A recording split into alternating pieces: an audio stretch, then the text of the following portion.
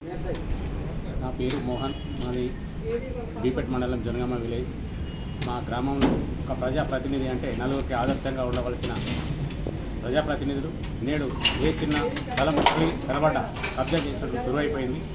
అలాగే అందులో భాగంగానే మా విలేజ్లో ఉన్న హౌస్ నెంబర్ 4-73 మోరి నీళ్లు పోవడానికి నేను మధురి కృష్ణ అనే వ్యక్తి దగ్గర గజ వెడల్పుతో 20 గజాల స్థలం తీసుకోవడం జరిగింది.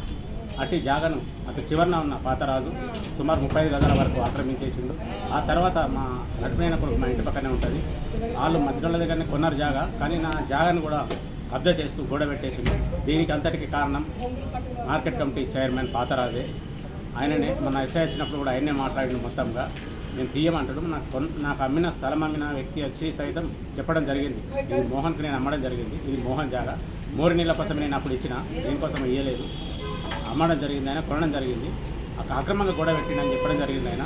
అయినప్పటికీ ఈ ఇద్దరు వ్యక్తులు ఎవరైతే ఉన్నారో, ఒకరు డబ్బున్న శ్రీనివాస్, కుమ్మరి శ్రీనివాస్ డబ్బున్న వ్యక్తి అని, ఇంకొక ఆయన ప్రజాప్రతినిధి పాతరాజు. అధికారం ఉంది, నన్ను ఎవరేం చేస్తారు, ఏ అధికారులు కూడా మా మాట వినకపోతే వాళ్ళని సస్పెండ్ చేపిస్తా, పార్క్ ట్రాన్స్ఫర్ చేపిస్తా అనే ఉద్దేశంతో ఏ అధికారి చెప్పినా వినడం లేదు.